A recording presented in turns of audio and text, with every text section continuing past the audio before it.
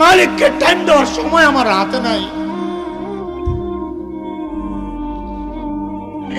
একদিন তো আফসোস কর ভাই, কি করলাম, ইয়া লাইতানি কদ্দামতু লিহায়াতি, ইয়া লাইতানি কদ্দামতু, হায় জীবনের জন্য যদি কিছু বাটাইতাম। এই দেখ আমার দিকে তাকা, আমি তো এখন আফসোস করি, আরে যৌবনের 32টা বছর শেষ করলাম, আরে কি করলাম।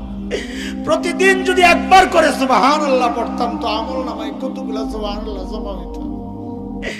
আরে 2 রাকাত করে নফল নামাজ যদি পড়তাম তো আমল নামায় কতগুলো নফল নামাজ জমা হইতো।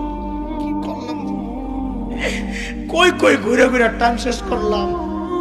এখন তো আফসোস লাগে যখন আয়নায় দেখি দাড়ি ভাইকা সাদা হয়ে গেছে, যখন দেখে চুল সাদা হয়ে গেছে, বুঝি আরে টাইম তো শেষ, টাইম তো শেষ।